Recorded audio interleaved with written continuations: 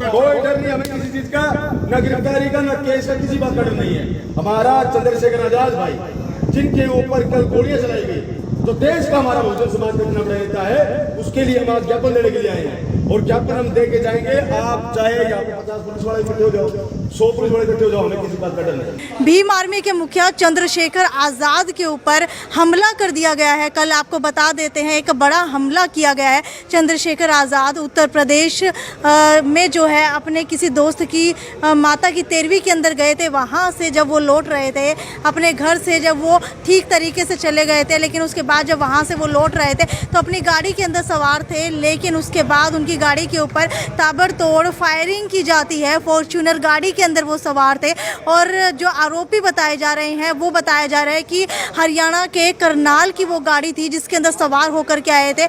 हमला करने के बाद वो गाड़ी वहीं पर छोड़ करके भाग जाते हैं और उसके बाद आपको बताते हैं कि चार गोलियां जो है वो फायर की गई थी, जिसके अंदर से एक गोली चंद्रशेखर आजाद को टच करके निकल गई और पीछे बैठे एक और व्यक्ति को जो है वो गोली लगी है। खैर आपको सुनवाते हैं कि हिसार के अंदर आखिरकार क्यों जो है इस बात को लेकर के भूचाल मच चुका है। भीम आर्मी राष्ट्रीय संस्थापक, आजाद समाज पार्टी के राष्ट्रीय अध्यक्ष आदरणीय चंद्रशेखर आजाद के ऊपर कल कुछ घटिया स्तर के जो जिनका मानसिक संतुलन बिल्कुल ठीक नहीं है, उन्होंने कल भाई के ऊपर हमला किया। वो तो कुदरत का एक वो रहा कि वो भाई बच गए, नहीं तो उन हमलावरों ने ताबड़तोड़ गोलियां चलाई, जिसपे भाई को एक गोली यहाँ से छूटती हुई निकली और एक पीछे लगी। 2 गोलियां भाई को लगी, एक साथी और था जिसको भी गोली लगी। आज भाई साहब का आदेश था कि हम बिल्कुल सुरक्षा के साथ में शांति बनाए रखें, अदरवाइज आज हरियाणा के अंदर नहीं पूरे देश के अंदर एक भूचाल मचता, जिसका प्रशासन, शासन और सरकारें जिम्मेदार होती। जो बीजेपी की सरकार है, जो आम जनमानस की आवाज़ को उठाने वाले चंद्रशेखर आजाद, जो अब इतने देश में इतना बहुजनों का इतना मजबूत नेता, जिसको दबाने के लिए साजिश सरकारें कर रही हैं, ये साजिशें अब नहीं चलने देंगे। हमारी एक ही मांग है कि भाई को Z+ सुरक्षा दी जाए। जब ये यहाँ का कोई MLA MP जो बन जाता है, उनको तो आप 30-30 पुलिस वाले सुरक्षा में दे देते हो, लेकिन जो एक बहुजनों की आवाज़ को उठाने, चाहे वो माताओं की आवाज़ है, बहनों की आवाज़ है, बच्चों की आवाज़ है, चाहे वो हरियाणा का मीर का मामला हो या फिर राजस्थान का मामला हो या मध्य प्रदेश का मामला हो, या देश में कोई भी राज्य ऐसा नहीं जहाँ पे चंद्रशेखर आजाद जाते नहीं, लोगों की जनमानस की समस्या को नहीं छोड़ते। आज चंद्रशेखर जी गए कहाँ पर थे? आदरणीय पत्रकार जी, कल चंद्रशेखर सहारनपुर से निकल के अपने एक भाई हैं, उनके बहुत ही नज़दीकी भाई हैं, उनकी माता का देहांत हो गया था, वहाँ 13वीं से आ रहे थे और रास्ते में घात लगाए जो घटिया मानसिक के लोग हैं। अगर उनमें इतनी ताकत होती तो आमने सामने करते। गाड़ी यूज करी गई हरियाणा की, जिसका नंबर है HR 70D0278। यह गाड़ी हरियाणा के करनाल जिले की यूज करी गई है। और अपराधी जो लोग हैं, खतौली की जब हमारा इलेक्शन था, उस टाइम भी पत्रकार महोदय, उन लोगों ने भाई की गाड़ी के ऊपर पथराव किया था। फिर भी हमने सोचा कि कोई बात नहीं, इनके इनका जो घटिया मानसिकता है वो समझ आएगी, लेकिन नहीं आई। अब हमारी सीधी सरकार से डिमांड है कि सरकार हमें भाई की Z+ सुरक्षा दे, अदरवाइज भीम आर्मी के लोग प्रशासन, शासन की और सरकार की ईंट शेड बजाने का काम करेंगे। हमारे ऊपर जो हमारे राष्ट्रीय अध्यक्ष वीरेंद्र रतन जी हैं, जो भीम आर्मी के राष्ट्रीय अध्यक्ष हैं, उनका ये संदेश है, अगर 12 घंटे में गिरफ्तारी नहीं हुई तो पूरे देश के अंदर एक बहुत बड़ा जन आंदोलन होगा। कितने लोगों को जानकारी थी कि चंद्रशेखर वहाँ 13वीं के अंदर बैठने के लिए जा रहे हैं? ये बहुत कम लोगों को जानकारी थी, लेकिन जिन्होंने हमला किया है वो बहुत दिनों से पीछा करते रहे हैं, इसलिए भाई के ऊपर हमला किया। आज देखिए साक्षी जी, चंद्रशेखर आजाद किसी की पहचान के मोहताज नहीं है। वो जहाँ पे जाते हैं भीड़ का मतलब उनके चाहने वालों की इतनी भीड़ लग जाती है जिसकी कोई हद नहीं है। आज भी जिस हॉस्पिटल में वो एडमिट है, वहाँ पे उनके चाहने वाले इतनी ज़्यादा संख्या में हैं और सभी एक बात कह रहे हैं कि भाई को अगर कुछ हो गया तो प्रशासन और सरकार की ईंट शेड बजाएगा। जिस गाड़ी के अंदर जा रहे थे, उस गाड़ी के अंदर कितने लोग सवार थे? उस गाड़ी के अंदर 5 लोग सवार थे। कौन कौन? एक तो भाई थे, एक सतपाल जी थे, दूसरा जो भाई जो हमेशा उनके साथ में रहता है, उनका नाम मैं जानता नहीं, मनीष कुमार जी, एक भाई और था हमारे उनके साथ। तो गाड़ी कौन चला रहा था? गाड़ी जो हमेशा भाई का एक ड्राइवर है वो चलाते हैं, गाड़ी वही चलाता है हमेशा। कौन सी गाड़ी के अंदर जा रहे थे? गाड़ी थी हमारी इनोवा गाड़ी थी। इनोवा थी या फॉर्च्यूनर थी? इनोवा गाड़ी। इनोवा थी। और जो करनाल की गाड़ी आप बता रहे हैं, वो बता सकते हैं कौन सी गाड़ी थी? वो स्विफ्ट गाड़ी थी। और हमलावर ने क्या किया, वो गाड़ी अपने किसी साथी के पास छोड़ के चले गए। जब उनके साथी ने देखा कि मीडिया के अंदर ये गाड़ी वायरल हो रही है, तो उन साथियों ने पुलिस को खुद सुरक्षा दी, कहीं हमारे ऊपर आफत ना आ जाए, क्योंकि अपराधी होता है। जितने हमलावर जिन्होंने हमला किया था, क्या उन्होंने गाड़ी से बाहर निकल करके किया था? बिल्कुल, उन्होंने गाड़ी से एक बार घटना समझा पाएंगे कि कैसे हुआ था हमला? हमला भाई साहब 13 से आ रहे थे, तो रास्ते में उन्होंने गाड़ी रोकी कहीं, और जैसे ही गाड़ी रोकी तो हमलावर पीछे गाड़ी से उनका लगातार पीछा करते आ रहे थे। जैसे ही गाड़ी रोकी उन्होंने उतरते ही ताबड़तोड़ फायर कर दी, 4 से 5 गोलियां मारी है। आप अगर उस गाड़ी को देखोगे तो उसकी जो परत से गाड़ी होती हुई निकल अंदर गई हुई है। एक गोली सीट के अंदर से घुसी हुई है, एक पीछे लगी है, एक छाती को और गोली लगी है, एक चंद्रशेखर आजाद को गोली लगी है, एक भाई को यहाँ पे बिल्कुल आप देख सकते हैं जो वायरल हो रही फोटो, उसमें यहाँ पे गोली लगी हुई है। हाँ, छू के करके गई है। अदरवाइज तो आप देखिए वो हमलावर जो आए थे वो भाई को मारने के लिए आए थे। उनकी मानसिकता भाई को मारने की थी, उनको यही मानसिकता नहीं थी कि इनको और नुकसान पहुंचाना है, उनको सीधा सीधा टारगेट करना। इसलिए तो चंद्रशेखर जी आगे की सीट के ऊपर बैठे थे या पीछे की सीट पर? चंद्रशेखर आगे की सीट पर बैठे थे। किस तरह के हथियार जो है उन्होंने इस्तेमाल? हथियार सर जो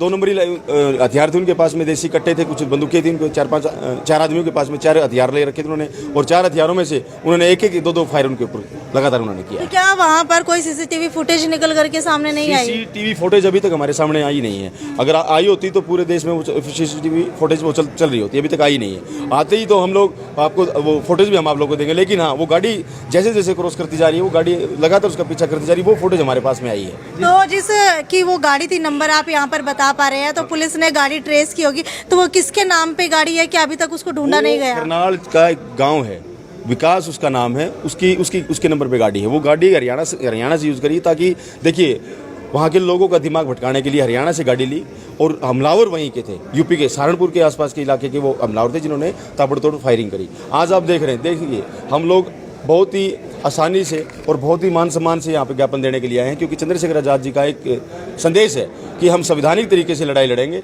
और संवैधानिक तरीके से लड़ाई लड़ते हुए आज हम यहाँ पे डीसी साहब के मार्फत राष्ट्रपति के नाम ज्ञापन देंगे, और जिस ज्ञापन में ये बोला जाएगा कि हमारे नेता को Z+ सिक्योरिटी दी जाए, क्योंकि आज हमला उनके ऊपर लगातार 3 से 4 बार हमला उनके साथ में हो चुका है। आपने बताया कि इन्हें हमलावरों ने कुछ टाइम पहले जो है चंद्रशेखर की गाड़ी के ऊपर पथराव किया। राइट। क्या उन लोगों को आप जानते हैं या आपने ट्रैक किया है? अब तो सर ट्रैक हो ही गया, क्योंकि रात को ही वो ट्रैक होकर उनको गिरफ्तार भी कर लिया गया है।